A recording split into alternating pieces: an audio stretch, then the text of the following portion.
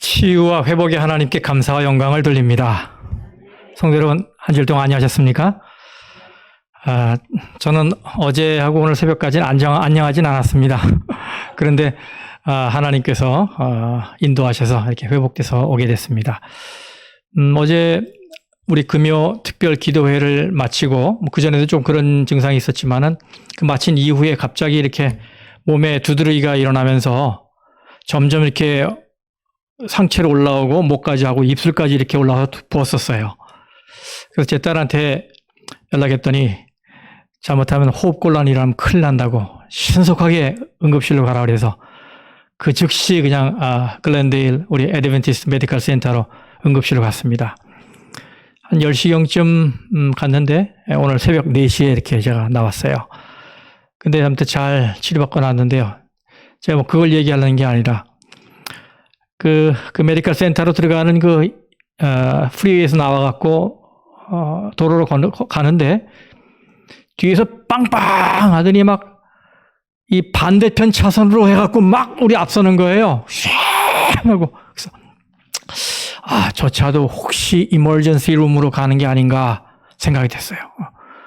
그리고 이제 다 도로를 따라 가서 거기 가보니까 그 앞에 진짜 와 있더라고요.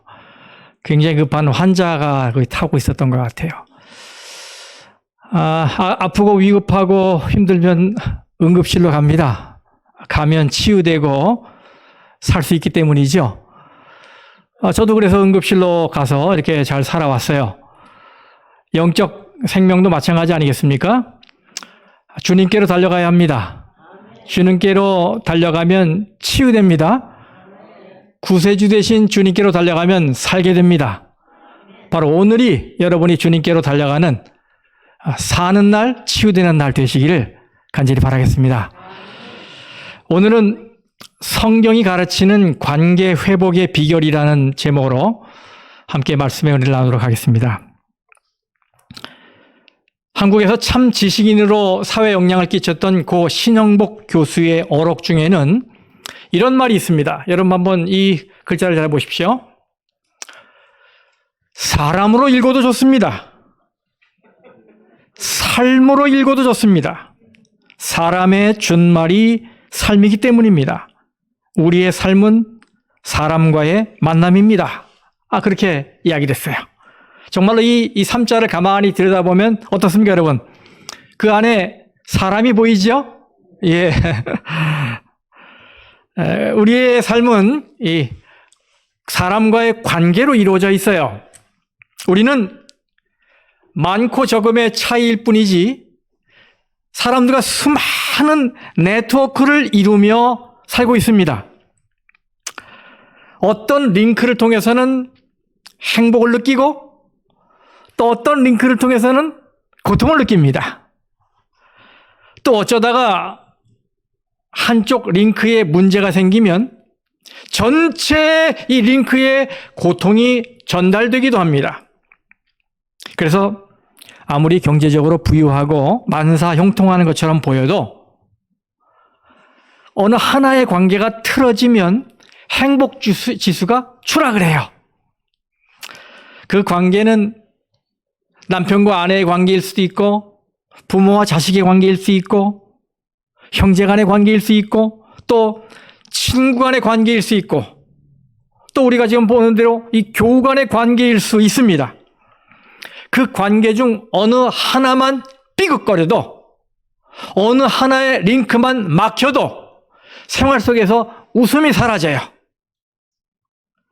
하나가 전체에 영향을 미치는 것이지요. 제가 부부싸움을 하겠습니까? 안 하겠습니까?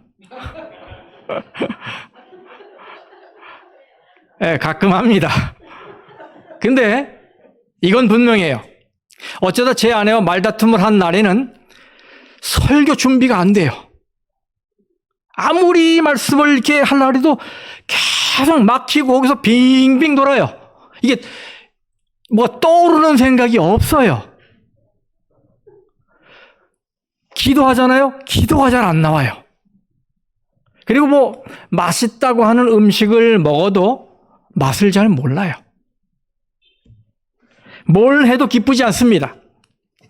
이 가슴 한쪽에 응어리진 것이 풀리기 전에는 삶에 활력이 없고 기분도 우울해요. 여러분 다 경험하실 거예요. 이렇게 이 사람과의 관계가 참 중요해요.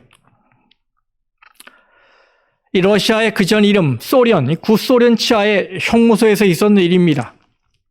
그곳에서는 죄수들을 빛이 차단된 독방에 집어넣고 외부인과의 접촉도 단절시켜 버렸어요. 근데 20일이 지나자 죄수 대부분이 미쳐버렸어요. 근데 이상하게 매일 끌려가서 고문을 당하고 취조를 받던 죄수들은 멀쩡했다고 합니다. 이 사실은 사람이 살아가는 데 필요한 요소가 단순히 의식주가 해결되는 데 있지 않고 누군가와 부대끼며 사는 이 관계에 있다는 것을 바로 보여주는 것이라고 생각이 돼요. 오늘날에도 교도소에는 중죄인을 독방에 격리시킵니다. 잘 아시죠? 중죄인이 무슨 거물급이기 때문에 우대하기 위해 그러는 게 아니죠. 온종일 말할 상대도 기회도 없이 벽이나 천정만 바라보며 지내라는 거예요. 그렇게 할 때 찾아오는 엄청난 고통, 그 고통을 당하라! 라는 의미로 독방에 넣는 거예요. 이렇게 며칠을 지내다 보면 뭔가 혼자서 자꾸 중얼거린답니다. 뭔가라도 중얼대지 않고서는 견디기가 어렵기 때문이에요. 그렇습니다. 우리 인간은 생각보다 훨씬 더 사회적인 동물입니다. 무인도에 떨어져서 혼자 살 수 있는 사람은 없어요. 그건 위험한 것입니다. 그래서 우리는 사람과 사귀다가 뒤통수를 맞을 걸 각오하고서라도 사람을 만나야 돼요. 함께 어우러져야 사는 존재이기 때문이지요. 그러면 여러분, 이것을 전제로 할 때 이제 우리의 관심은 어디에 있게 됩니까? 네. 어떤 사람과의 연결, 이 링크에 문제가 생겼을 때 어떻게 그걸 뚫을 수 있는지, 어떻게 관계를 회복해야 하는지에 대한 문제에 관심을 두게 되는 거예요. 여러분, 관계에 문제가 생겼을 때 어떻게 해야 그 링크를 복구시킬 수 있을까요? 어떻게 해야 화목과 화해를 이루고 관계의 정상화를 이뤄 행복을 누릴 수 있을까요? 사도 바울은 처음에 고린도 교회와 아주 친한 관계였습니다. 왜냐하면 고린도 교회는 바울이 2차로 선교 여행을 다니다가 1년 6개월을 그곳에 머물면서 교회를 개척했기 때문이에요. 눈물로 세운 교회예요.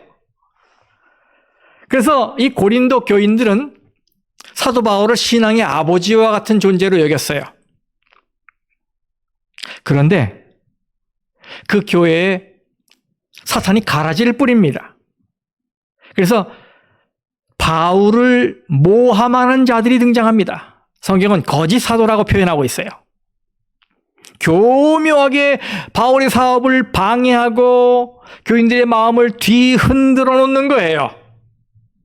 그들은 이설을 막 퍼뜨리고 특별히 바울의 사도직에 대해서 의문을 던지면서 심지어는 그가 선교 헌금을 개인적으로 착복했다라고 하는 거짓 소문을 퍼뜨려 많은 신자들을 유혹했어요.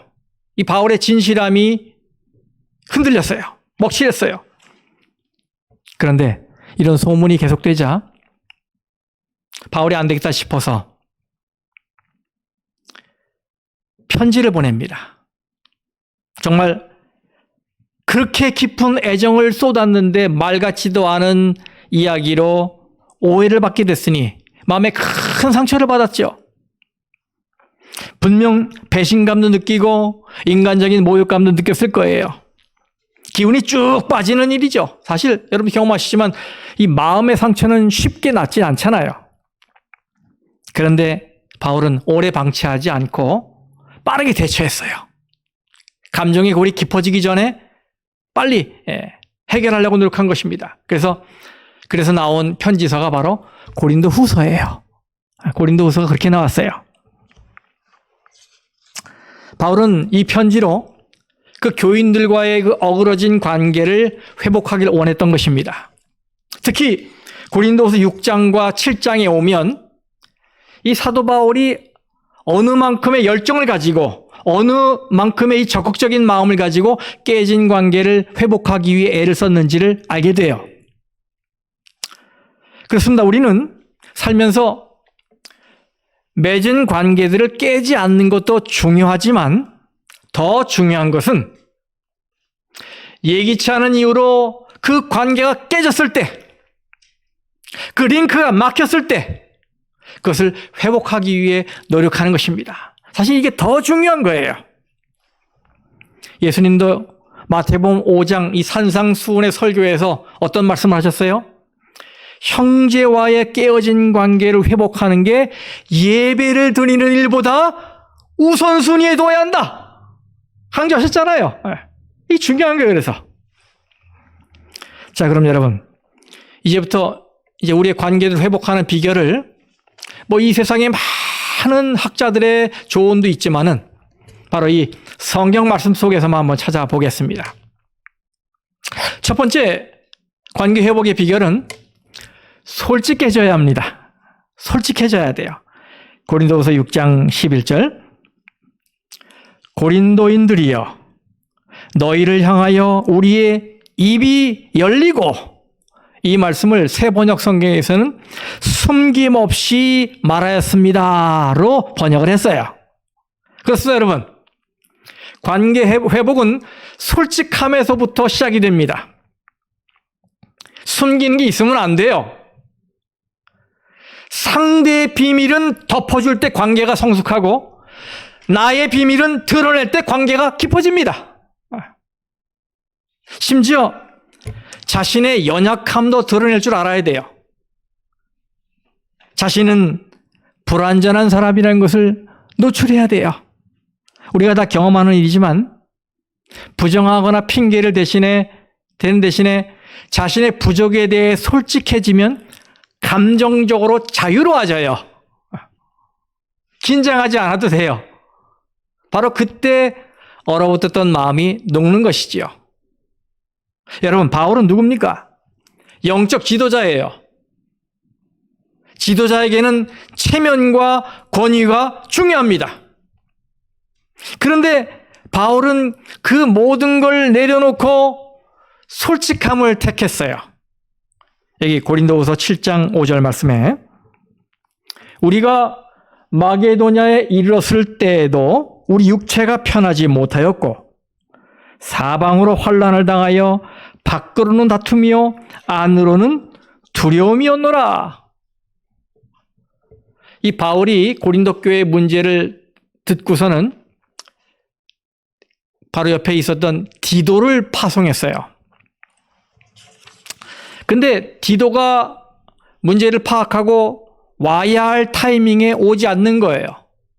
그래서 마냥 기다릴 수 없어서 이 바울이 올 것이라 생각하는 예상 지점으로 달려나갑니다. 이 말씀은 바로 그때의 심정을 밝힌 거예요. 늘 정돈되고 평안한 마음을 유지하려 한 바울인데 시종일관 장중한 행동을 할 것 같은 바울이 이 순간에 애간장을 태우며 안절부절 못하고 있어요. 여러분, 바울처럼 하나님의 은혜가 충만한 사람이 어디 있습니까? 바울처럼 성령 충만한 사람이 또 있을까요? 그런데도 그런 사람도 이런 상황이 닥치니 마음을 가누지 못하고 불안해서 어쩔 줄 몰라 합니다. 바울이 말했죠. 밖으로는 다툼이요, 안으로는 두려움이다. 무서웠다. 저는 이것이 참 중요하다고 생각합니다. 깨진 관계를 회복할 때는 체면 따위를 생각하지 말아야 돼요. 완벽한 사람인 채 하면 안 됩니다. 자신의 감정을 있는 그대로 표현하는 게 좋아요. 사람들은 약점을 감추길 원하지요. 그리고 잘하는 것만 드러내야 거기에 권위가 서고 관계가 끊어지지 않는다고 생각해요. 근데 사실은 그 반대예요. 사람의 관계는 그런 게 아닙니다. 사람들은 냄새나는 사람을 좋아해요. 무슨 냄새일까요? 입냄새가 아닙니다. 방귀 냄새가 아닙니다. 예, 사람 냄새. 인간적인 냄새가 나는 사람을 좋아해요. 조금은 어수룩하고 빈틈이 많아서 대하기 편한 사람. 약삭 바르지 못해서 세상을 그렇게 편하게 살아가지는 못하는 사람. 주위 사람들에게 사람 냄새를 지독히 풍기는 사람. 그런 사람에게 사람들이 몰려요. 거기에 인간미가 있기 때문이죠. 빈틈이 있을 때, 연약해 보일 때, 부족해 보일 때, 갈등하는 모습에서 인간미가 풀풀 풍겨납니다. 여러분, 예수님 당시에 바리새인들의 문제가 뭐였습니까? 그들의 문제는 허세였죠. 허세. 또 위선이었죠. 사람들에게 보여주기 위해 강점만 포장한 거예요. 좋은 점만 포장해 보이는 거예요. 이렇게 사람들을 볼 때마다. 여러분도 경험하시죠? 왜 관계들이 깊어지지 못합니까?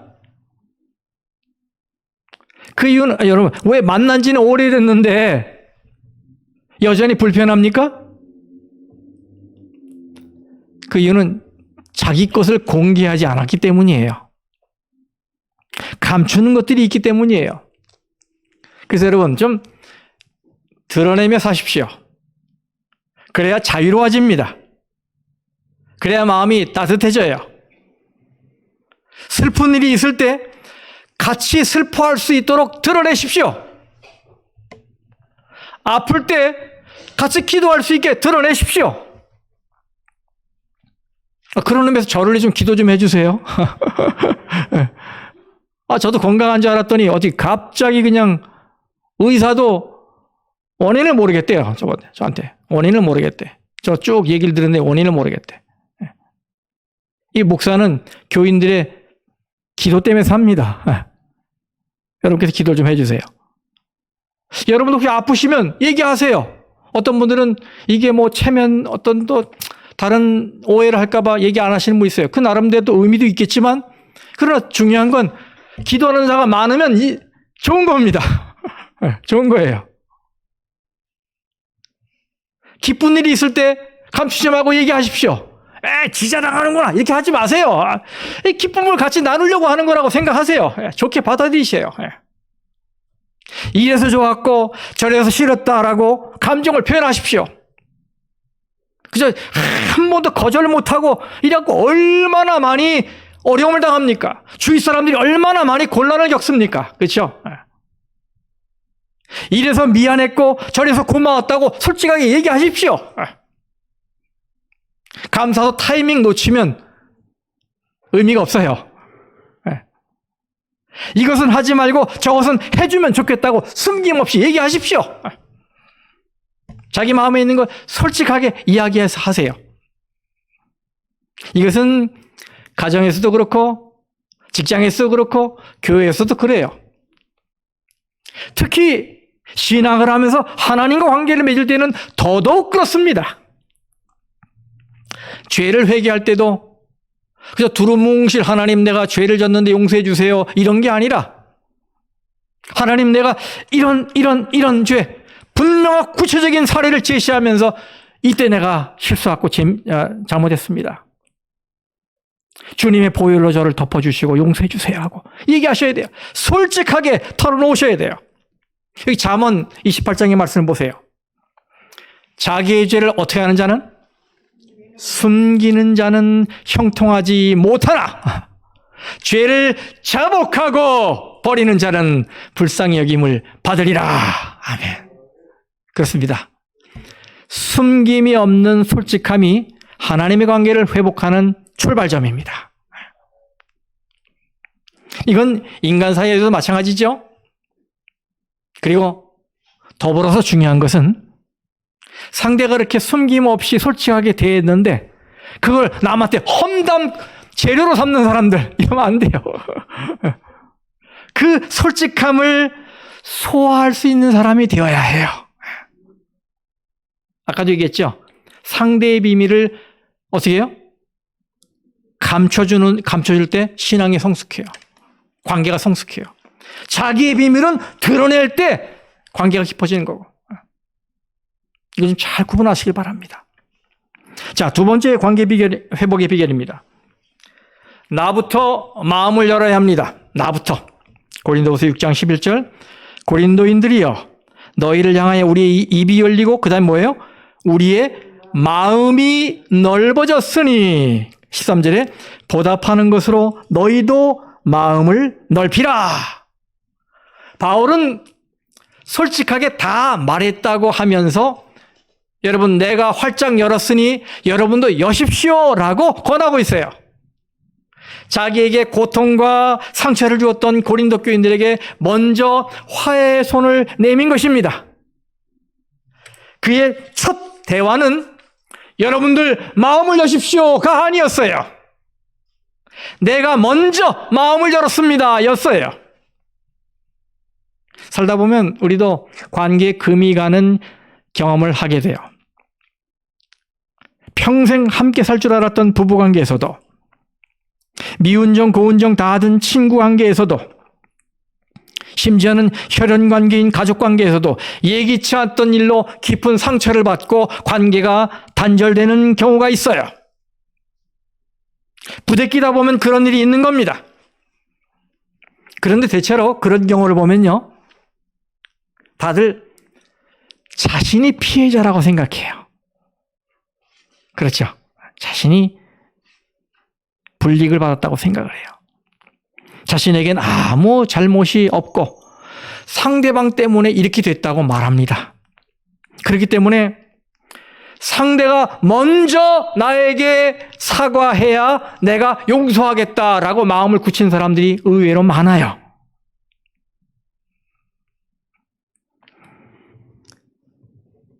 그가 먼저 나에게 와서 무릎을 꿇어야 내가 풀겠다. 그렇지 않으면 관계의 개선은 없는 것이다 라고 생각하는 분들이 있어요. 우리에게도 얼마든지 일어날 수 있는 일입니다. 근데 여러분, 과연 이렇게 하는 것이 올바른 방법일까요?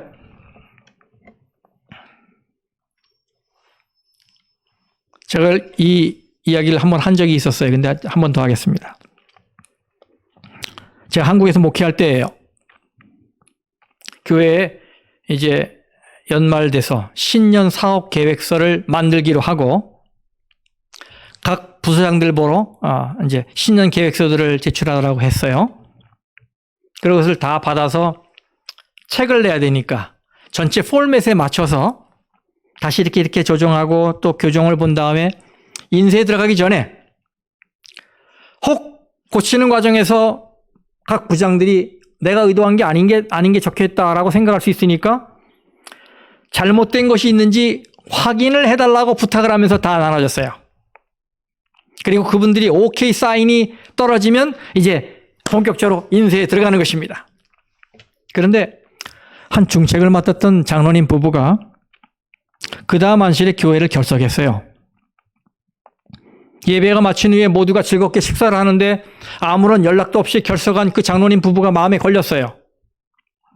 그래서 혹시 이 장로님 부부의 결석 원인이 무엇인지 아는 바가 있느냐라고 교인들에게 이야기했더니 어떤 분이 저에게 이런 말을 해주더라고요. 목사님, 지난 안식일에 그 장로님이 지나가는 말로 앞으로는 이 교회 안 나올 거야 하고 말하던데요.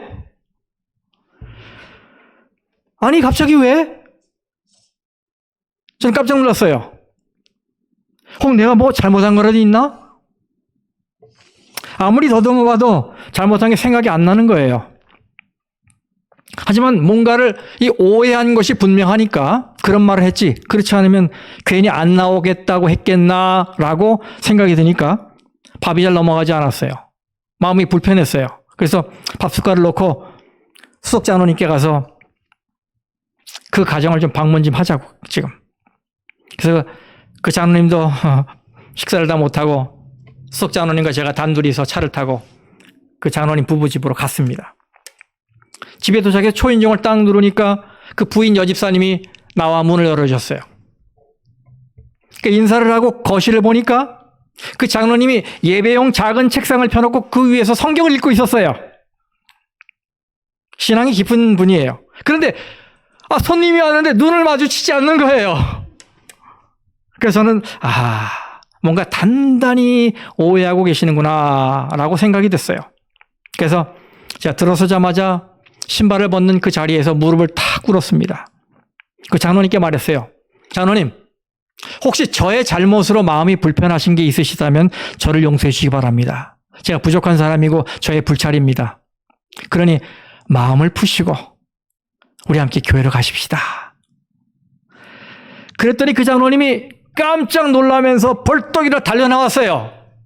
그러면서 저보다 더 미안해하는 표정으로, 아니 목사님 일어나세요. 목사님 때문이 아닙니다. 그저 저 자신이 미워서 그랬습니다. 그럼 저를 일으켜주는 거예요. 그래서 거실에 가서 이제 앉아서 깊은 얘기를 나눴어요. 그랬더니 결석한 이유가 그 사업계획서 때문이었어요. 사업계획서를 이분은 자기만 돌려받았다고 생각을 한 거예요. 그리고 거기에 빨간 펜으로 막 수정이 이 말이 일로 가고 막 이렇게 수정이 돼 있는 거를 보면서 이 젊은 목사가 자기를 무시한 것 같아서 자존심이 상했다는 거예요. 있을 수 있는 일이죠. 그래서 저는 장로님 그때 우리가 원본을 받아다 다 나눠주지 않았습니까? 모든 부서장에게 다 나눠줬어요. 그리고 이 전체 포맷에 맞춰서 인쇄를 해야 책도 보기 좋았기 때문에 그래서 표현을 바꾸는 과정에서 혹 의도가 빗나간 것이 있으면 확인을 부탁드린다고 말하고 이렇게 나눠졌지 않습니까? 그랬더니 그랬죠.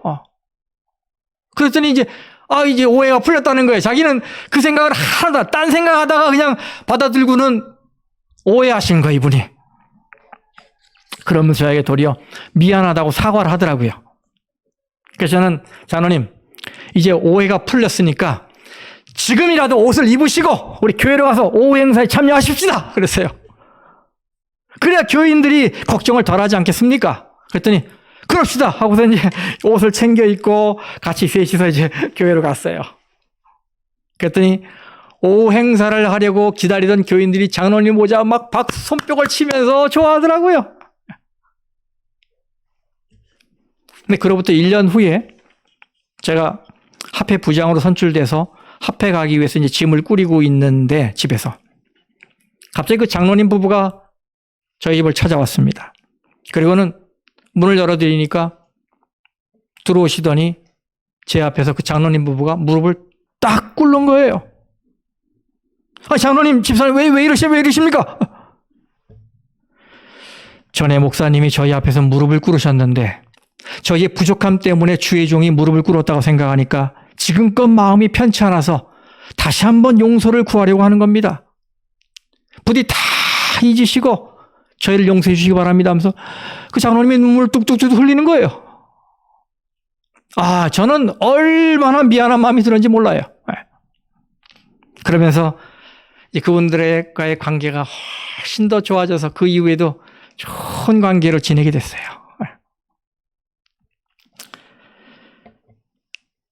나부터 마음을 열었더니 하나님이 역사하신 거예요.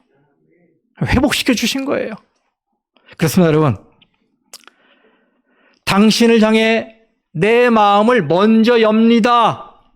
이것이 깨어진 관계를 치유하는 비결이라는 사실을 잊지 마시기 바랍니다. 나부터 먼저 열고 먼저 손을 내미는 겁니다. 그분이 용기가 없을 수 있어요. 수줍음을 가질 수 있어요. 네. 나부터 먼저 손을 내미는 겁니다. 여러분, 원래 악수는 상대방과 싸울 의사가 없을 때 손에 무기가 없다는 것을 증명하기 위해 빈손을 내밀어 잡은 것에서 유래했다고 하잖아요. 그렇죠? 네. 나는 빈손입니다. 당신을 해칠 아무런 무기도 가지고 있지 않습니다. 이 얘기잖아요. 이것이 사도 바울이 고린도 교인들을 향해 보여준 마음입니다.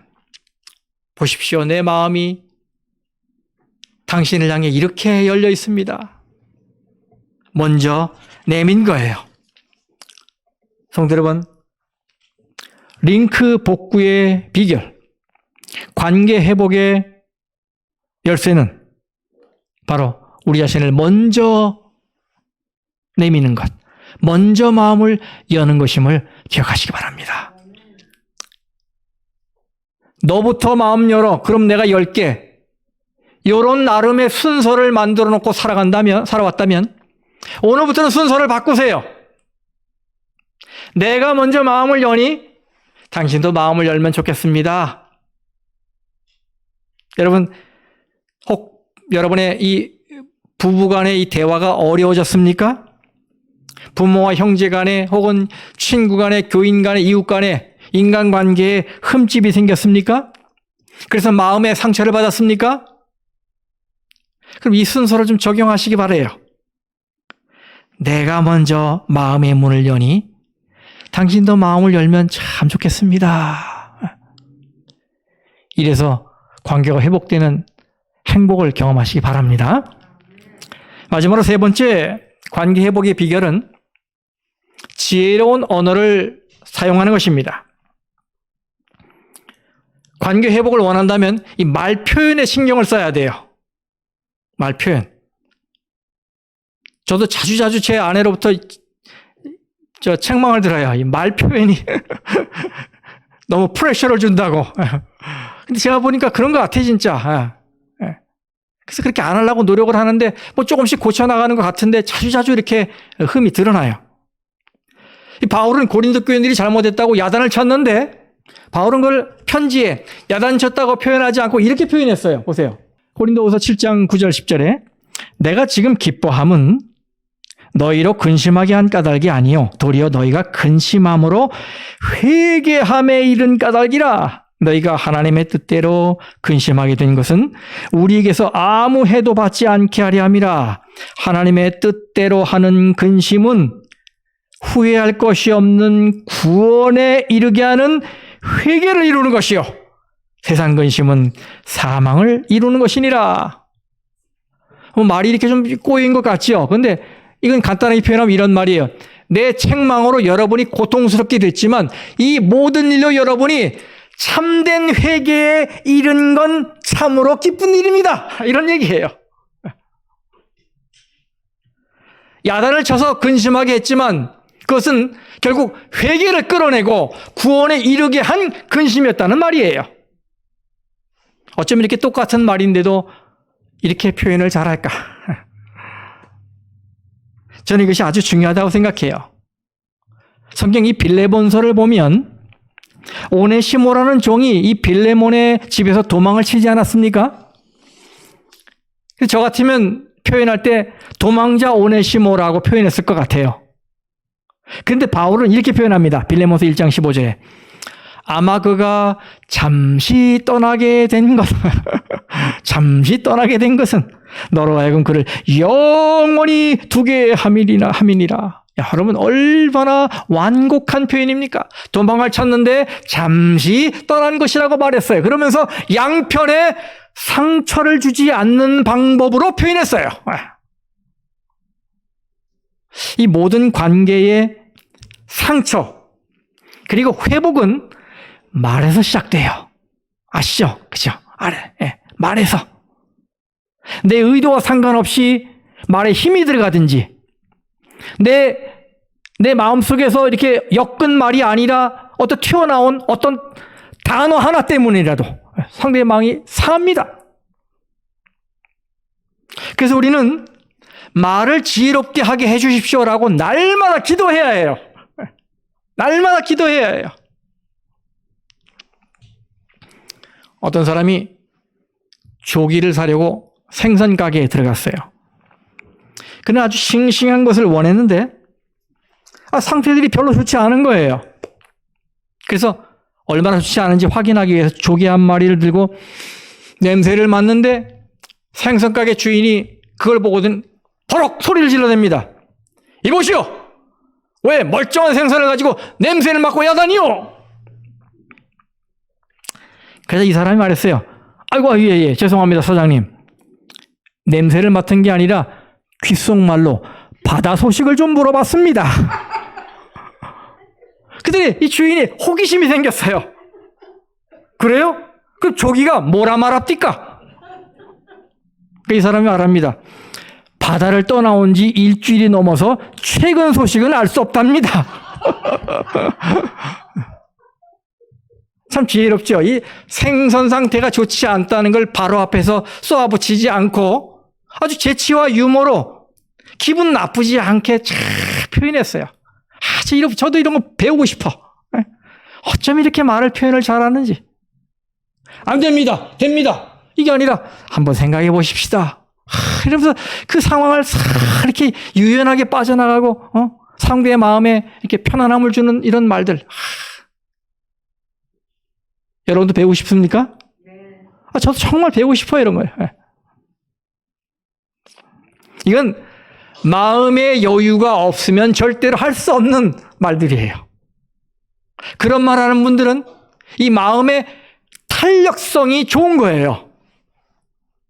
그렇지 않은 사람들은 이게 경직돼 갖고 부서지든지 뽀개지든지 이렇게 되는데 이렇게 탄력성이 좋아서 누구든 어떤 말이든 잘 받아들이고 또 그 마음을 또 잘 헤아리면서 이야기하는 거예요. 이러면 얼마나 좋을까요, 우리가? 우리는 같은 말이라도 나오는 대로 하지 말고 좀 신중하게 생각하며 해야 합니다. 지혜로운 말, 완곡한 표현을 사용하는 건 관계 개선에 필요한 것입니다. 자, 여러분. 링크의 복구, 관계의 회복. 이걸 우리가 기대하고 바라는데, 그래서 지금까지 실천한 말씀들을 동원해서 그렇게 하려고 하는데, 근데 언제나 관계가 빨리 회복되는 건 아니지요. 내가 바라는 대로, 내가 기대하는 대로 빠른 시간 안에 또 적절한 응답을 받으며 회복되지 않을 수 있어요. 이때는 우리에게 인내가 필요합니다. 여러분, 이 도시 거리를 가보면 어딘가 공사 중인 곳들이 많지요. 그런데 가다 보면 갑자기 길을 막아놓고 차도 지나가지 못하게 해서 아주 시간 없는데 말입니다. 짜증스럽고 불편을 느끼게 하는 곳들이 있어요. 그런데 그런 마음이 들다가도 이런 팻말 하나만 보면 마음이 누그러져요. 뭡니까? 공사 중. 이 팻말을 보면 더 이상 불평하지는 않습니다. 이것은 현재 상태가 완전하지 못합니다. 그래서 우리는 지금보다 나아지게 하기 위해 작업하고 있는 겁니다. 지금 변하고 있습니다. 이런 의미잖아요. 그렇죠? 그래서 이 앞에서는 불평은 하긴 해도 또 참게 됩니다. 할 수 없지 뭐. 공사 중이니 공사가 끝나면 뚫릴 것이고 더 좋아질 테니까 참지 뭐. 이렇게 되는 거예요. 이것을 우리 관계에 적용하면 얼마나 좋겠습니까?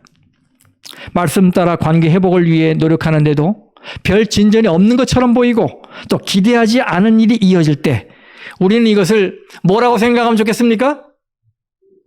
공사 중이다라고 생각하면 좋아요. Under construction, 공사 중이다 지금. 그러면서 지금 공사 중이니까 이제 곧 바르게 놓이겠지. 변하겠지. 이렇게 기대하며 인내하면 됩니다. 인내하면 돼요. 예수님께서 제자들을 모신 다음에 제자들의 이름을 바꿔주셨어요. 시몬에게 무슨 이름을 줬어요? 시몬에게는 베드로는 이제 헬라어고 아람어인 게바가 베드로와 같은 것입니다. 여기 그 요한복음 1장 42절에 네가 요한의 아들 시몬이니 장차 게바는 아람어입니다. 게바는 번역하면 베드로라. 베드로는 헬라어예요. 똑같은 말입니다. 이거는 반석이란 말이죠. 스톤, 반석이란 말이에요. 너는 이제 반석이 될 것이다. 이걸 다른 말로 하면 얘야, 나는 너를 기대하고 있어. 너는 더 멋진 인물이 될 거야. 이런 말이에요. 예수님은 기대하시고 기도하셨어요. 그래서 위대한 베드로가 탄생합니다. 관계 회복이라는 것은 이런 것입니다. 싸우는 사람들을 보면 상대방의 약점만 들춰내서 공격합니다. 하지만 회복을 원한다면 좋은 면을 봐야 합니다. 그리고 지금보다 나아질 것에 대한 기대감을 가져야 해요. 그리고 인내하는 것입니다. 만약 여러분에게 마음은 아프지만 이제는 어쩔 수 없다고 포기해버린 어떤 소중한 사람이 있다면 다시 손을 내밀어 관계를 회복할 용기를 가지시길 바랍니다.